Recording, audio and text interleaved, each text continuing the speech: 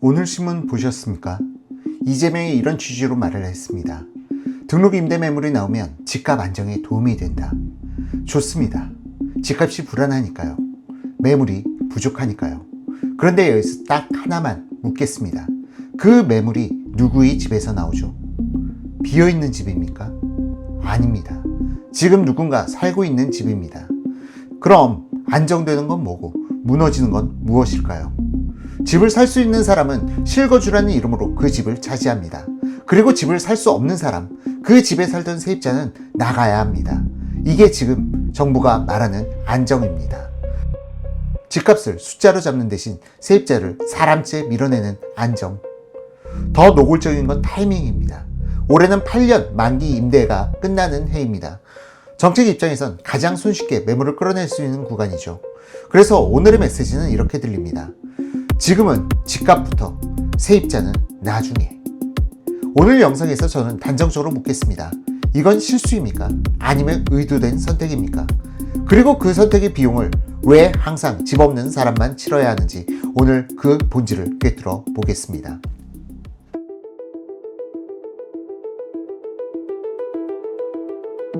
지금 이 시점에서 정부가 가장 두려워하는 건 부동산 정책의 실패가 아닙니다. 통제 불가능한 집값 상승입니다. 요즘 부동산 시장을 보면 매물은 눈에 띄게 줄었습니다. 집을 사고 싶은 사람은 많은데 팔겠다는 사람은 사라졌습니다. 이 구조에서 벌어지는 일은 단순합니다. 거래는 줄었는데 가격은 쉽게 내려오지 않습니다. 정책 입장에서 이 상황은 가장 위험합니다. 왜냐하면 집값이 오를 때보다 내리지 않을 때가 훨씬 더 큰 정치적 부담이 되기 때문입니다. 지금 정부가 두려워하는 건 폭등이 아니라 관리 불능이라는 평가입니다. 그래서 메시지는 점점 더 단순해지고 있습니다. 매물만 나오면 된다. 공급 신호만 주면 된다. 이때 등장한 게 오늘 신문에서 언급된 이재명의 발언입니다. 등록 임대 매물이 시장에 나오면 집값 안정에 도움이 될 수 있다. 이건 정책 철학의 발언이 아니라 시장에 보내는 신호입니다. 지금 무슨 수를 써서라도 매물을 만들어내겠다. 문제는 여기서부터입니다. 매물을 만드는 방법에는 여러 가지 방법이 있습니다. 건설을 늘리는 방법도 있고 임대를 유지시키는 방법도 있고 장기 공급 계획을 신뢰시키는 방법도 있습니다. 그런데 지금 선택한 방법은 가장 빠르고 가장 즉각적이고 그리고 부작용을 나중으로 미루는 방식입니다. 바로 임대주택을 매물로 바꾸는 것입니다. 정부가 지금 두려워하는 건 세입자의 주거 불안이 아닙니다.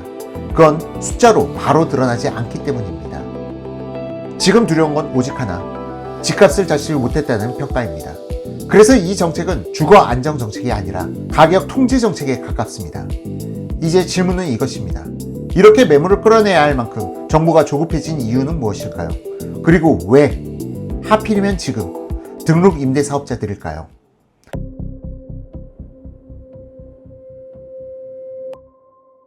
정책에는 항상 의도가 아니라 타이밍이 진실을 말해줍니다. 지금 이 메시지가 나온 시점, 우연이라고 보기 어렵습니다. 왜냐하면 올해는 바로 8년 만기 임대 사업자들의 임대 의무 기간이 구조적으로 종료되는 해이기 때문입니다. 이 물량은 단순한 숫자가 아닙니다. 8년 동안 임대를 유지해왔다는 건 이미 검증된 주택이고 이미 누군가 살고 있었고 이미 시장에 임대 수요를 떠받치고 있었던 집입니다. 그런데 정책의 시선은 이 물량을 이렇게 봅니다. 잠재 매물, 즉 지금 당장 시장에 풀 수 있는 가장 손쉬운 카드입니다. 왜냐하면 이 물량은 새로 짓지 않아도 되고 토지 보상도 필요 없고 시간도 들지 않기 때문입니다. 말 그대로 스위치만 누르면 나오는 매물입니다. 그래서 지금의 메시지는 이렇게 해석됩니다. 임대는 여기까지다. 이제는 시장에 내놓아라. 이건 선택입니다. 임대를 계속 유지할 수도 있었고 세입자의 거주 안정성을 연장시킬 수도 있었습니다. 하지만 그런 선택은 시간이 걸리고 성과가 느리고 숫자가 바로 드러나지 않습니다. 반면 8년 만기 임사자 매물 유도는 효과가 즉각적입니다. 통계에 찍히고 뉴스가 나오고 정부가 뭔가 하고 있다는 신호를 주기 쉽습니다. 그래서 지금 이 타이밍에 이재명의 메시지가 등장한 겁니다. 이건 주거 정책의 철학을 말하는 게 아니라 시장에 던진 행동 신호입니다. 지금이 기회다. 지금이 아니면 늦는다. 하지만 여기서 반드시 짚어야 할 것이 있습니다. 이 물량은 비어있던 집이 아닙니다. 이미 누군가 살고 있었고, 이미 주거 기능을 하고 있었고, 이미 전월세 시장의 일부였습니다. 이걸 매물로 바꾸는 순간 매물은 늘 수 있습니다. 하지만 동시에 임대주택은 줄어듭니다. 즉 단기적으로는 집값 관리에 도움이 될 수 있어도 중장기적으로는 주거 안정의 기반을 스스로 허무는 무책임한 선택입니다. 그래서 이 타이밍은 결코 우연이 아닙니다. 지금 정부는 가장 빠른 숫자를 택했고 그 대가를 가장 말없는 집단에 넘겼습니다. 그렇다면 다음 질문은 이것입니다. 왜 정부는 임대를 유지하는 길이 아니라 매도로 몰아가는 길을 선택했을까요? 다음에서 그 계산을 하나씩 풀어보겠습니다.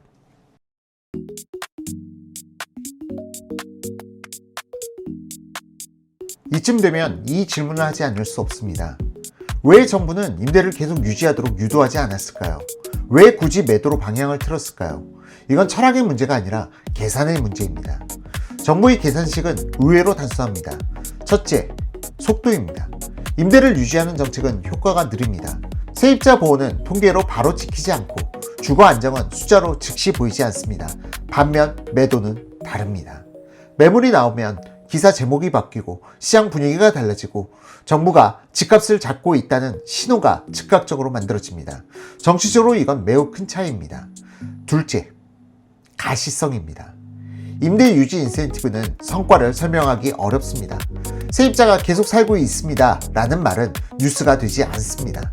하지만 매물이 늘고 있습니다 라는 말은 바로 헤드라인이 됩니다. 정부 입장에서 성과를 보여주기 쉬운 쪽은 언제나 매도입니다. 셋째, 책임 분산입니다. 임대를 유지시키려면 정부가 끝까지 책임을 져야 합니다. 임대료, 계약갱신, 분쟁, 이 모든 문제가 정책의 책임으로 돌아옵니다. 하지만 매도는 다르죠. 시장에 맡겼다. 선택은 개인의 몫이다. 이렇게 말하면 정부의 책임은 희석됩니다. 그래서 매도는 정치적으로 훨씬 안전한 선택입니다. 넷째, 희생의 가시성입니다. 매도로 인해 피해를 보는 집단은 누구일까요? 세입자입니다. 하지만 세입자의 불안은 한꺼번에 폭발하지 않습니다. 각자 흩어져 있고 통계로 늦게 잡히고 정치적 목소리로 분산되어 있습니다. 반면 집값 상승은 즉각적이고 전 국민적 이슈가 됩니다. 정부의 계산은 여기서 끝납니다. 지금 당장 소리가 커지는 쪽을 막자. 그래서 임대는 포기해도 세입자 불안은 나중 문제로 밀려납니다. 그래서 임대는 포기해도 되고 세입자 불안은 나중 문제로 밀려납니다. 이 계산 위에서 오늘 신문에 실린 이재명의 발언은 다시 보면 의미는 더 분명해집니다. 이건 임대정책에 대한 평가가 아니라 집값 관리에 올인하겠다는 신호입니다. 정리하면 이렇습니다. 임대 유지 정책은 느리고 설명하기 어렵고 책임이 무겁습니다. 매도 유도 정책은 빠르고 보여주기 쉽고 책임을 분산시킬 수 있습니다. 그래서 선택된 겁니다. 이건 무능이 아닙니다. 실수가 아닙니다. 가장 정치적으로 쉬운 길을 택한 선택입니다. 그런데 문제는 이 계산식에 빠져있는 항목이 하나 있다는 겁니다. 바로 주거의 기능입니다. 집을 자산으로만 보면 이 계산은 맞을 수 있습니다.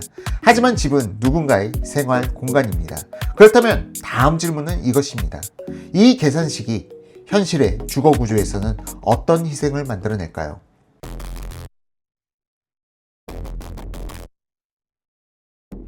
이제 정부와 언론이 가장 자주 쓰는 표현을 보겠습니다. 바로 공급 확대라는 말입니다. 등록 임대 매물이 시장에 나오면 공급이 늘어난다는 주장. 이 말, 개념적으로부터 틀려 있습니다. 공급이 늘어났다는 건 무엇을 의미할까요? 집이 새로 지어졌습니까? 주택수가 늘어났습니까? 도심 주거 인프라가 확충되었습니까? 아무것도 아닙니다.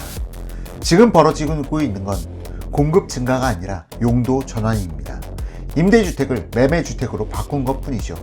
이걸 공급 확대라고 부르는 순간 정책 언어는 현실을 가리기 시작합니다. 더 정확히 말하면 이렇습니다. 없는 집을 만든 게 아니라 살고 있는 집을 지운 것입니다. 주거정책에서 공급이라는 단어는 단순한 숫자가 아니기 때문입니다. 공급이란 실제로 누군가 거주할 수 있는 공간이 얼마나 안정적으로 유지되고 있느냐의 문제입니다. 그런데 지금 정책은 이 질문을 완전히 빼버렸습니다. 집이 있느냐 없느냐만 보고 그 집에서 누가 살고 있었는지는 고려하지 않습니다. 그래서 이런 착시가 만들어집니다. 매물은 늘어난 것처럼 보이지만 주거 공간은 줄어듭니다. 매매 통계는 좋아지지만 전월세 시장은 더 불안해집니다. 숫자는 안정되지만 삶은 불안정해집니다. 이걸 공급 확대의 부작용이라고 말하면 문제를 축소하는 겁니다. 이건 부작용이 아니라 개념을 의도적으로 바꿔치기 한 결과입니다. 그래서 오늘 이재명의 발언을 다시 보면 이 지점이 더 분명해집니다. 매물이 나오면 안정된다는 말은 주거가 안정된다는 말이 아닙니다. 오히려 그 반대입니다. 집을 공급의 단위로만 보고 사람을 변수에서 지워버린 정책. 이게 지금 공급 확대라는 말이 가리고 있는 진짜 현실의 모습입니다. 그렇다면 이 개념 왜곡은 현실에서 어떤 구조를 만들어낼까요?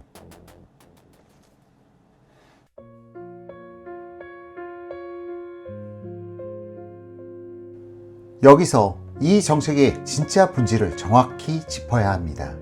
이건 실수요자 대 세입자의 문제가 아닙니다. 자산을 가진 사람과 자산을 가질 수 없는 사람의 교환입니다. 등록 임대 매물이 시장에 나옵니다. 그 집을 살 수 있는 사람은 누구일까요? 대출 여력이 있고 자기 자본이 있고 지금 가격을 감당할 수 있는 사람들입니다. 즉 이미 자산 접근권을 가진 사람들이죠. 그리고 그 매수자에게는 실거주 의무가 붙습니다. 여기서 현실이 갈립니다. 그 집에 이미 살고 있던 사람은 대부분 누구입니까? 집을 살 자산은 없지만 그 지역에서 일하고 아이를 키우고 생활을 이어가던 임차인이죠. 정책이 작동하는 방식은 아주 단순합니다. 집을 살 수 있는 사람은 주거 안정이 보장되고 집을 살 수 없는 사람은 주거에서 퇴출됩니다. 이걸 있는 그대로 말하면 이렇습니다. 비자산가의 주거를 희생시키는 구조. 이건 우연이 아닙니다. 실거주 의무는 바로 이 교환을 전제로 설계된 장치입니다. 정부는 말합니다. 투기를 막기 위한 장치다. 하지만 현실에서는 투기를 막는 장치가 아니라 계층을 교체하는 장치로 작용합니다. 자산을 가진 사람은 그 지역에 남고 자산을 갖지 못한 사람은 그 지역에서 밀려납니다. 이 과정에서 누가 보호를 받고 누가 버려지는지는 명확합니다. 집을 살 수 있는 사람은 실수요자라는 이름으로 보호받고 집을 살 수 없는 사람은 어쩔 수 없는 이동으로 처리됩니다. 더 불편한 사실은 이겁니다. 이 구조는 정책 결정자도 모르고 만든 결과가 아닙니다. 오늘 신문에서 언급된 이재명의 메시지를 이 관점에서 다시 보시죠. 의미는 더 분명해집니다. 매물이 나오면 안정된다는 말은 자산을 가진 사람의 안정을 의미합니다. 그 안정이 가능해지려면 반드시 전제가 하나 필요합니다. 그 집에 살고 있던 자산 없는 사람은 나가야 한다는 전제입니다. 그래서 이 정책은 주거 안정 정책이 아닙니다. 자산을 가진 계층의 주거를 고정시키는 정책입니다. 그리고 그 비용은 항상 같은 사람들에게 전가됩니다. 집을 살 능력이 없는 사람들, 정책 선택의 테이블에 앉아본 적이 없는 사람들. 이제 다음 질문으로 넘어가야 합니다. 왜 정책은 이렇게 노골적으로 자산 보유자에게 유리한 방향으로 설계될까요? 왜 임차인은 항상 감내해야 할 존재로만 취급될까요?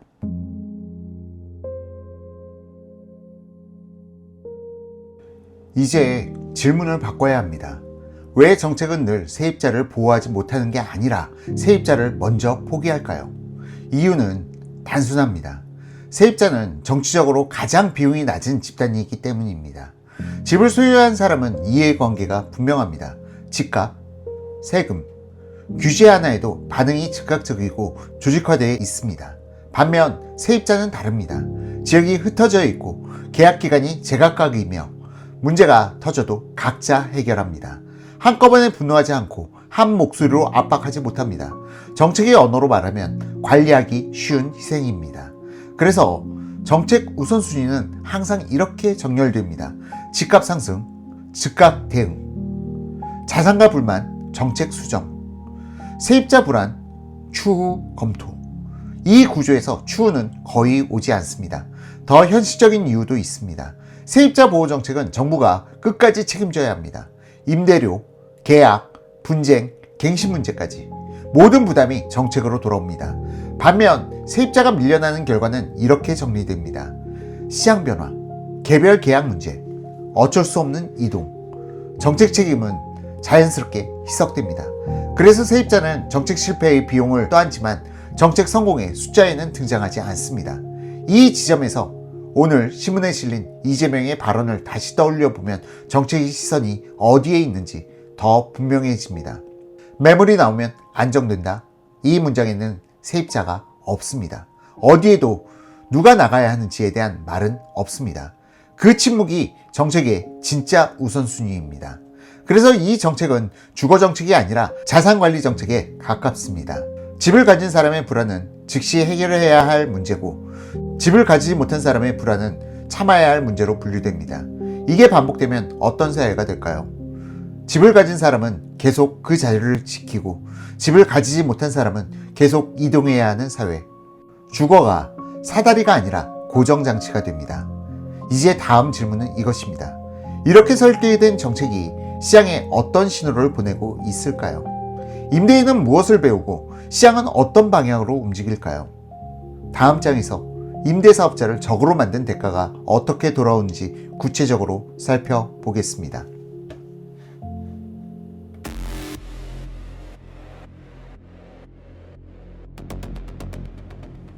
이 정책에는 또 하나의 중요한 전제가 깔려 있습니다. 바로 임대사업자는 통제해도 되는 대상이라는 인식입니다. 등록 임대사업자는 그동안 정책 담론에서 늘 이런 식으로 묘사돼 왔습니다. 투기 세력, 시장 교란자, 규제의 대상. 이 프레임이 굳어지는 순간 정책은 아주 위험한 선택을 하게 됩니다. 시장을 떠받치던 주체를 적의 위치로 밀어내는 것입니다. 임대사업자는 좋든 싫든 민간 임대시장의 핵심 축이었습니다. 공공이 감당하지 못하는 주거 수요를 민간이 대신 흡수해온 구조였죠. 그런데 지금 정책이 보내는 신호는 분명합니다. 장기 임대는 위험하다. 언제든 정책으로 방향이 바뀔 수 있다. 끝까지 버티면 결국 손해다. 이 신호를 받은 시장은 어떻게 반응할까요? 임대사업자는 더 이상 장기 임대를 하지 않습니다.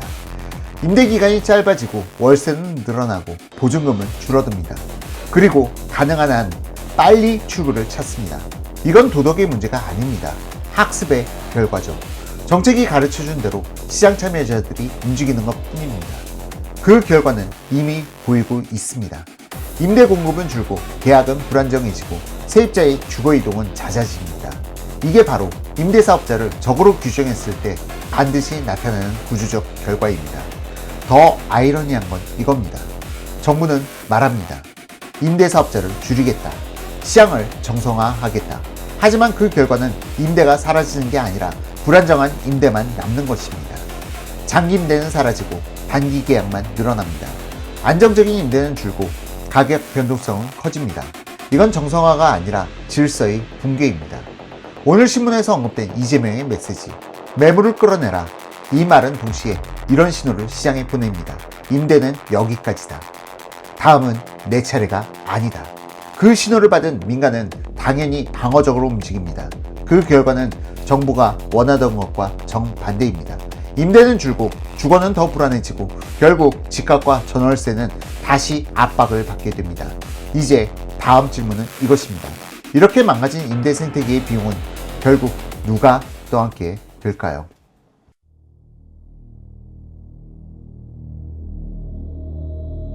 여기서 한번 극단적인 가정을 해보겠습니다. 만약 이 사회의 모든 사람이 각자 1주택에 거주하고 있고 임대차 매물이 전혀 없다면 어떤 일이 벌어질까요? 집을 가질 능력이 없는 사람은 도대체 어디서 살아야 합니까? 답은 하나뿐입니다. 살 곳이 없습니다. 임대가 사라진 사회는 집이 없는 사람에게 존재 자체를 허락하지 않는 사회입니다. 그런데 이건 가상의 이야기가 아닙니다. 지금 정책은 그 방향으로 시장을 밀고 있습니다.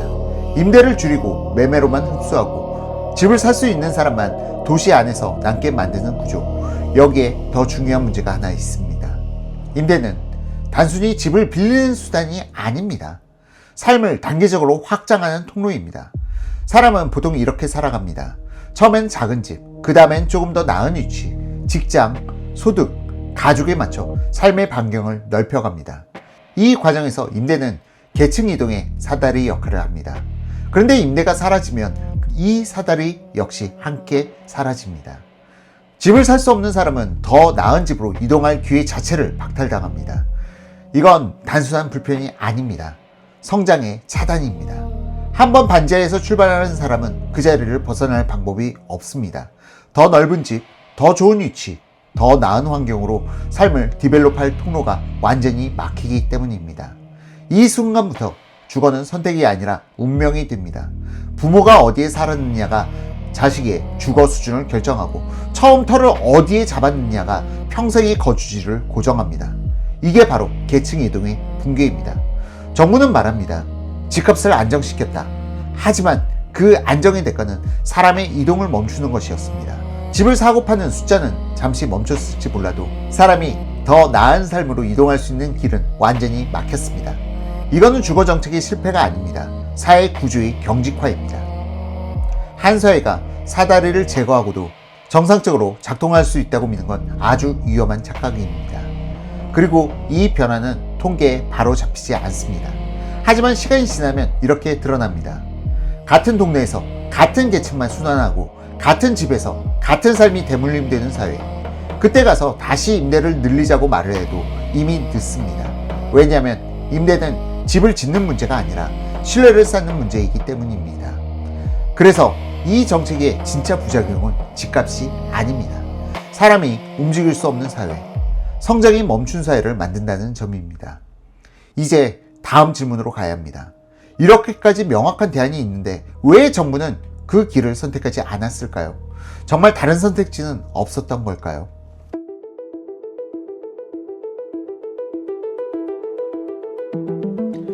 이제 가장 중요한 질문을 해야 할 차례입니다. 대안은 없었는가? 아닙니다. 대안은 있었고 지금도 있습니다.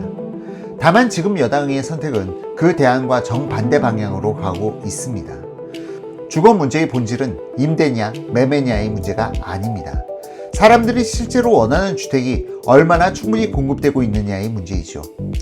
사람들은 낡은 집에서 오래 살고 싶어서 도심에 몰려있는 게 아닙니다. 더 좋은 위치, 더 안전한 구조, 더 나은 주거 환경, 이것을 원합니다. 즉, 시장의 니즈는 명확합니다. 신축 아파트, 그것도 좋은 입지에 고급화된 주거 공간입니다. 그런데 지금 여당이 추진하는 방향은 이 니즈와 정면으로 충돌합니다. 민간 재개발 재건축에서는 규제를 강화하고 인센티브를 없애거나 축소하면서 공공주도 개발에만 혜택을 집중하는 법안이 추진 중에 있습니다. 이건 방향이 잘못된 정도가 아닙니다. 문제를 더 악화시키는 선택입니다. 왜냐하면 시장 수요에 의해 만들어지는 아파트와 공공이 공급하는 임대주택은 본질적으로 다르기 때문입니다. 공공임대주택은 최저 기준을 충족시키는 주거입니다. 하지만 시장이 원하는 건 상향 이동이 가능한 주거입니다. 그리고 이 상향 이동이 어떻게 작동하는지 우리는 이미 알고 있습니다. 좋은 입지에 고급 신축 아파트가 늘어나면 자산 상위 계층은 그 신축으로 이동합니다. 그럼 그 사람들이 살던 준신축, 구축 아파트가 시장에 나옵니다. 그 공간으로 차상위 계층이 이동하고 그 아래 계층은 또 한 단계 위로 이동할 기회를 얻습니다. 이게 바로 주거의 낙수 효과, 주거 사다리입니다. 중요한 점은 이것입니다. 이 구조는 공공임대가 아니라 민간의 재개발 재건축이 대규모로 작동할 때만 만들어집니다. 그런데 지금 정책은 이 사다리를 아예 끊어버리고 있습니다. 민간 개발을 막아 신축 공급을 줄이고 공공임대만 늘리면 어떤 일이 벌어질까요? 상향 이동은 멈추고 기존주택에 사람은 갇힙니다. 결국 상위 계층은 좋은 집을 독점하고 중하위 계층은 이동할 공간을 잃습니다.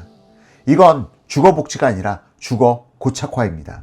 그래서 지금 정책의 가장 큰 문제는 집값을 잡느냐 마느냐가 아닙니다. 사람들이 더 나은 집으로 이동할 수 있는 통로를 스스로 막고 있는 점입니다. 오늘 신문에서 언급된 이재명의 메시지, 이제는 조금 지겨울지도 모르시겠습니다. 하지만 이 맥락을 다시 보면 더 분명해집니다. 매물이 나오면 안정된다. 하지만 진짜 안정은 낡은 집을 돌려 쓰는 데서 나오지 않습니다. 새로운 집이 충분히 공급될 때 비로소 만들어집니다.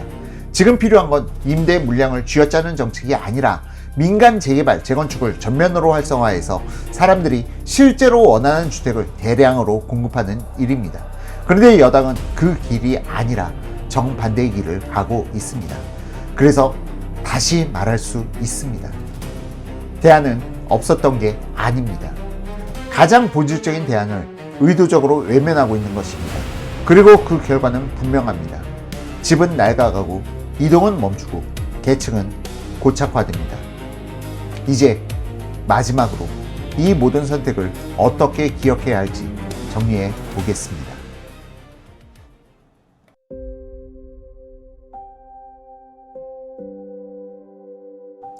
이제 모든 조각을 한 문장으로 정리할 수 있습니다. 이 정책은 집을 선택한 게 아닙니다. 사람을 고정시켰습니다. 정부와 여당은 말합니다. 집값을 잡아야 한다. 그래서 매물이 필요했고, 그래서 임대를 쥐어짰고, 그래서 세입자를 밀어냈습니다. 그 과정에서 누가 보호를 받았고 누가 희생되었는지 이미 분명합니다. 집을 살 수 있는 사람은 그 자리에 남았고, 집을 살 수 없는 사람은 그 자리에서 쫓겨났습니다. 이건 우연이 아니었습니다. 정책의 설계였고 정책의 선택이었습니다. 정부는 임대가 무너지면 어떤 일이 벌어질지는 몰랐을 리 없습니다. 임대가 줄어들면 전월세가 불안해지고 실거주 의무가 작동하면 임차인이 밀려난다는 것도, 계층 이동의 사다리가 끊어진다는 것도 이미 수차례 경험했습니다. 그런데도 같은 선택을 했습니다. 그렇다면 이것은 무능이 아닙니다. 우선순위의 선언인 것이죠. 집값이라는 숫자를 지키기 위해 사람의 이동 가능성을 버리겠다는 선언, 더 나은 집으로 옮길 수 있는 기회, 삶을 단계적으로 디벨롭 시킬 수 있는 통로, 계층을 넘어설 수 있는 사다리, 이 모든 것을 정책적으로 차단한 것입니다. 여당은 또 이렇게 말합니다. 공공개발을 확대하겠다. 공공임대를 늘리겠다. 하지만 이것은 문제의 해법이 아닙니다. 사람들이 원하는 건 최저 기준의 주거가 아니라 상향 이동이 가능한 주거입니다. 좋은 입지에 신축 아파트가 늘어나야 상위 계층이 이동하고 그 자리가 비워지고 차상위 계층이 올라설 수 있습니다. 이게 시장의 작동 방식이고 이게 주거 사다리입니다. 그런데 여당은 민간 재개발, 재건축의 인센티브를 없애고 공공개발만을 밀어붙이고 있습니다. 이건 주거 안정 정책이 아닙니다. 주거를 고정시키는 정책입니다. 집은 낡아가고 사람은 이동하지 못하고 계층은 그대로 굳어집니다. 한번 반지하에서 출발하면 평생 반지하에 머무는 구조. 이게 과연 우리가 말하는 공정입니까? 이게 과연 기회가 열려있는 사회입니까? 사람이 움직이지 못하는 사회는 결코 건강하지 않습니다. 성장은 멈추고 불만은 쌓이고 미래는 닫힙니다. 정책은 숫자를 관리하는 기술이 아니라 사회를 설계하려는 선택입니다. 지금 현 정부와 여당은 그 선택의 방향을 명확히 보여주고 있습니다. 집을 관리하는 대신 사람을 고정시키는 선택. 이제 판단은 시청자 여러분의 몫입니다. 이 정책은 정말 집값을 안정시켰습니까? 아니면 우리 사회를 움직일 수 없게 만들고 있습니까? 이 질문을 남기며 오늘 이야기를 마치겠습니다.